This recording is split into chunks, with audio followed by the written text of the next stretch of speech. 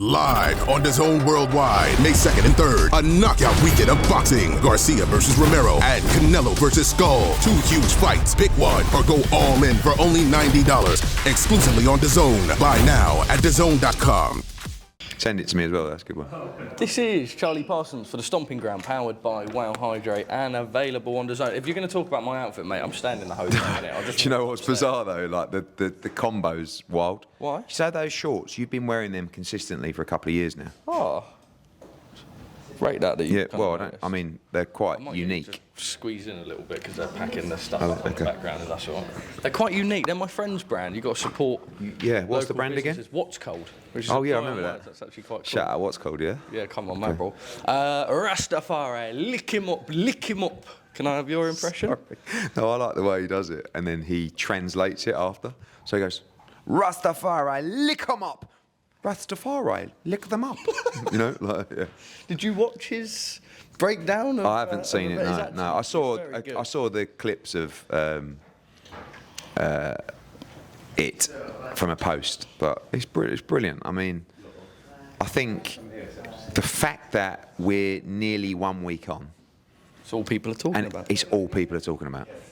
Just shows you the size of the fight, the event, what happened, and it was an event we'll never forget. Guys, can we? Sorry, just a little bit. It's Netflix, mate. I mean, they're a bit more. Yeah, I mean, they're a little bit more important than the Stomping Ground. Yeah. Netflix or the Stomping Ground. Let me just. Sorry. Close second. Very close second. My guy, I appreciate that. Interesting debate that's going around at the minute. I don't know if your daughter's mentioned it to you. Oh, go on, what is it? Who would win, 100 men? Oh, what is this thing? It is so or cringe. A gorilla? Well, I'm interested to know your thoughts. I thought we could have a little discussion on the topic. Who would win, 100 men or a gorilla? I'm going to go with a gorilla. And what is your reasoning behind that? Because they just fling them off, right? And then, you see, what you've got to also anticipate is there is no commitment from those men that they will stay the course and fight. So I'll put it to you. The 100 men attack the gorilla, right? They jump on him, everything. The gorilla flings most of them off, kills... In one? Well, probably, yeah. Like, kills 3 or 4 of them, stone dead. Then what happens? Do you think that every man on the job is going to be 100% committed to carry on? You've got to expect 30% plus to do a sharp runner. I'll back the gorilla. I almost think a little bit, if you just swarmed and went for the eyes, like loads of people swarmed and went for the eyes, there is a method of you know the victory strength for of man. the silverback gorilla? Yeah, of course, but like, I feel like there is a method of victory. Fascinating debate. This is an Actually, it's mad. I'll try and dig out the footage. There was a gorilla, tame gorilla, and I did an arm wrestle with the gorilla. You arm wrestled a gorilla? Yes. That's quite cool, and in fairness. I can't tell you the power. If you see him, if you find him. Did Oscar De La Hoya come and call you the best promoter in the world did. yesterday? I posted it. What week is he like? I don't know. One week he hates you. No, he hasn't hated me for a while. He hasn't hated you for a little while, we had a good. actually. No, like, I think what I'm finding is that when you actually we only know each other, not just me and Oscar or me and Frank is another good example, from stuff that you guys do, really. So they watch that, they watch the clips, they see the clickbait, and they make their own opinions of someone, which is very easy to do. I'm guilty of that as well. And then you spend time with them, and then you might go, oh, they're actually all right. Or it's good for us to work closely together because we're doing better business. I've probably just learned, and I know I'm still partial to saying something that's going to upset someone, which I think you guys like in general. But I've just become a little bit wiser in the sense of it's better to have better relationships with people in boxing to do business with, because you'll just get things done and there's an open line of communication. And the key to that, the unlocking of that, was us in Queensbury.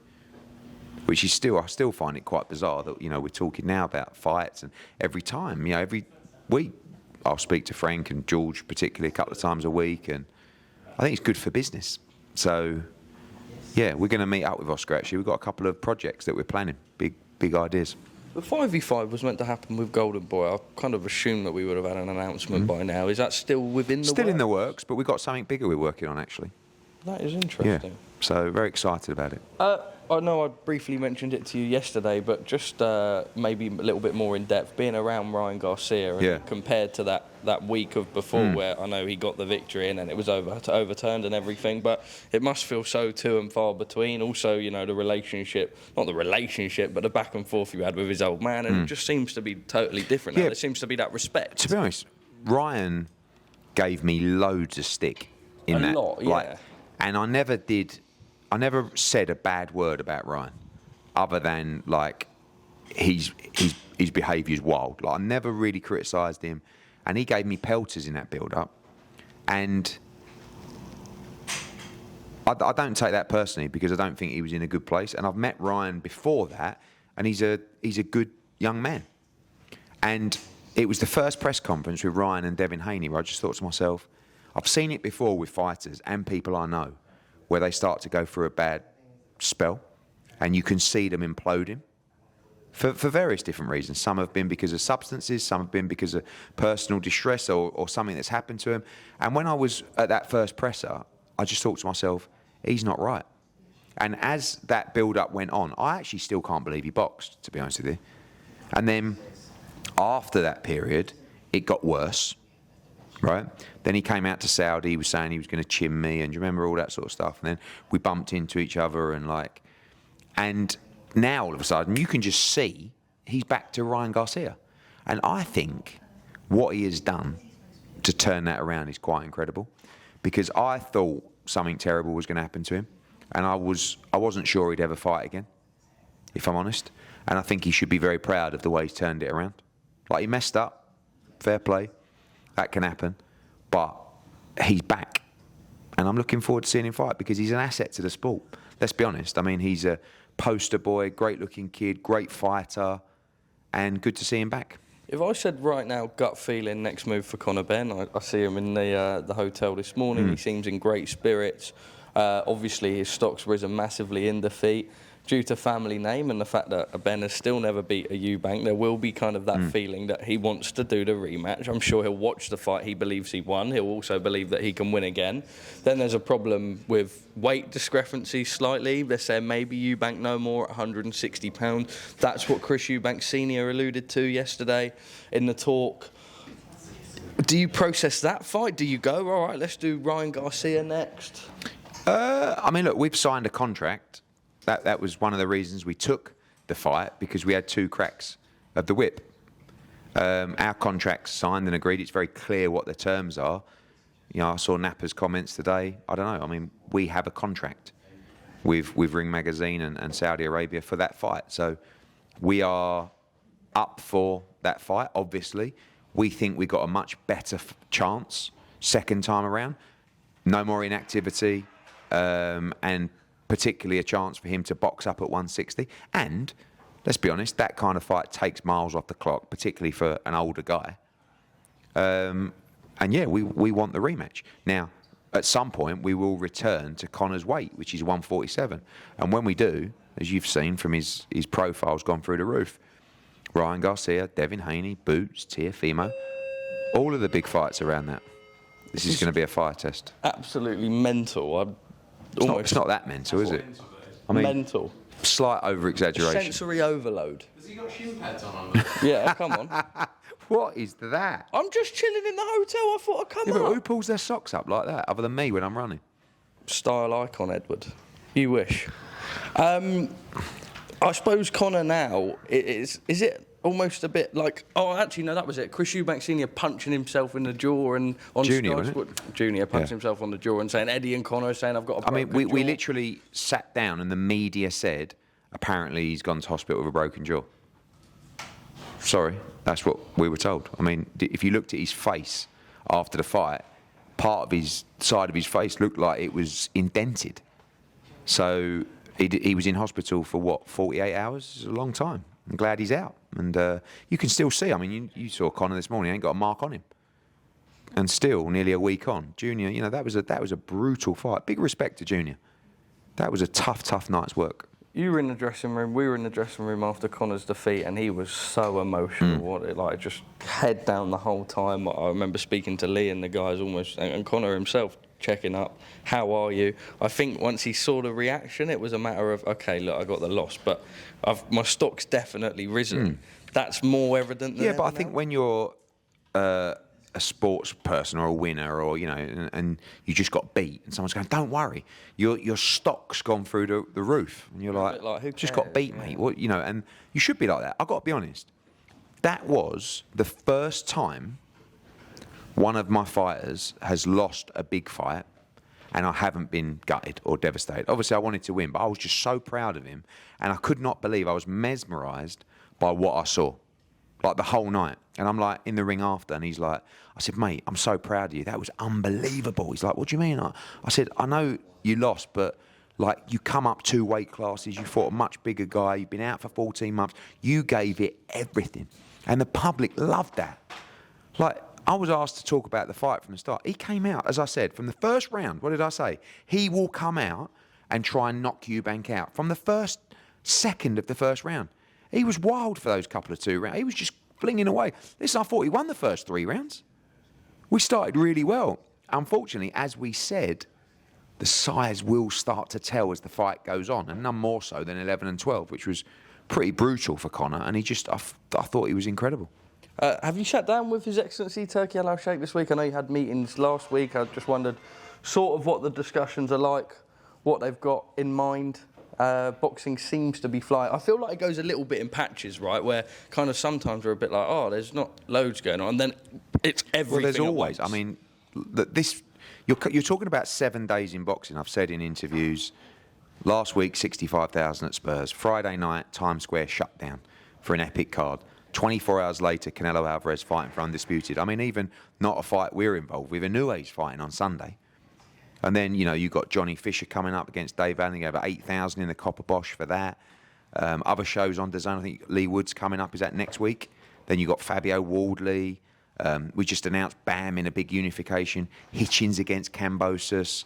Nunes going for the world title in Japan, July 12th. Another Ring Magazine event. Then you're breaking into Riyadh season again in October. Usyk Dubois, July 19. Eubank Ben, probably end of September, His Excellency said at Spurs. It's just, like, it's mental. And I've had a bit of stick through my aerial stint where I talked about UFC. And like that. No. Do you stand on what you've said? Of course. All I said was, at the moment, they really didn't like it. So probably a little bit UFC? strong. No, Or TKO, I think MMA fans didn't like it. Bisping come out and said a few things. I said, at the moment, MMA is a poor relative of boxing, right? By the way, previously, in other cyclical times, boxing has been a poor relative of MMA. But right now, I just don't see the big fights, the narrative, the storylines playing out in the UFC like it has done in the past. It's not that anyone's doing anything wrong. It's just that it's cyclical. And obviously with the investment of Saudi Arabia into boxing, we're seeing all the big fights happen. That's lifting the sport. It's lifting viewership. It's lifting subscriptions on DAZN. It's lifting ticket sales for all events. Boxing is hot right now.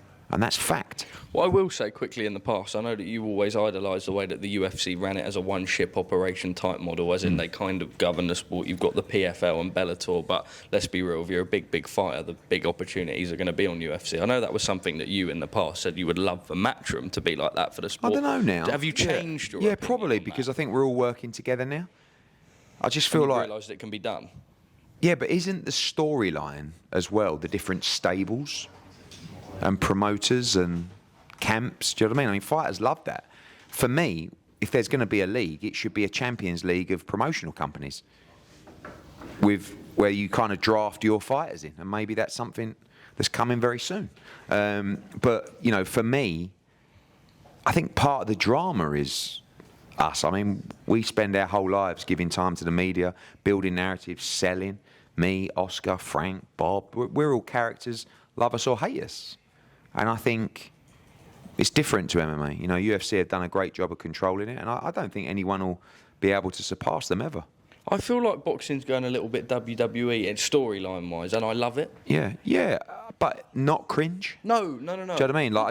But what we're seeing is the fighters, I think, starting to really understand the need to come out of their shell and showcase their personality.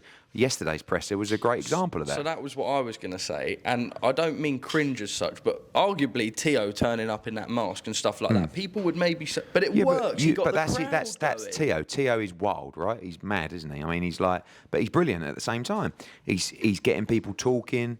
He's got great energy. So we need people like that in boxing. What do you look at from the US market right now and think we need a bit of that in the British game? I think British boxing's in a great place. I think it has been. I think, quality fighters. I mean, when you look at, the names in America, obviously, Boots, Bam, Shakur, Ryan, Tio, Devin, Tank. Like, there are bigger Canelo. There are bigger stars in the US, but the biggest stars probably in terms of recognition, followers, interest, he's coming from the UK. I mean, look at Ben Eubank. I mean, I remember before, after Taylor Catterall 2, you done an interview with us, and you were like, it's nights like that sort of, not reignite the spark in British boxing, but makes you realise truly just how good it can be. When you look at your sort of talents, like your Dalton Smiths and your stuff like that, we talk about the DAZN fights and just stadium fights and the ones where you can go down the pub and you've got your average Joe. But you've got to build those fights and you've got to build the narrative and you've got to do it right?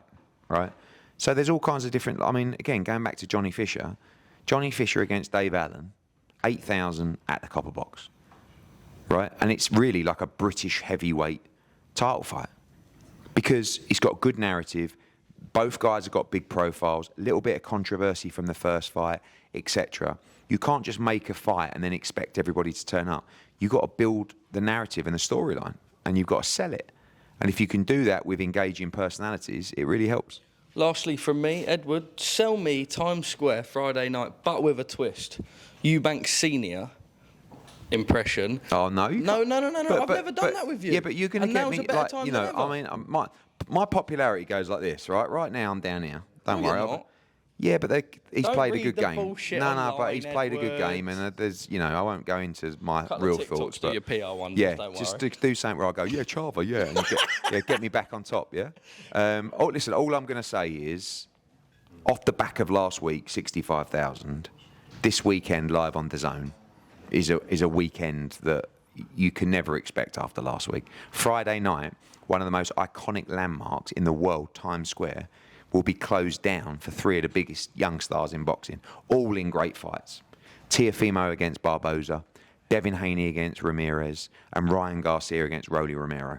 Then we're on the jet with His Excellency, if we've still got a seat, and we're straight to Riyadh for Canelo Alvarez, which is coming in from the early hours in Riyadh.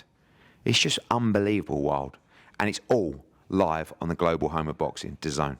And I don't want to rub it in, but I told you so. I told you so. The little app, who wants to be on the app? Streaming? What's happening with streaming? Eddie knows. Rastafari, lick him up, General. Rastafari, lick him up. Rastafari, lick them up.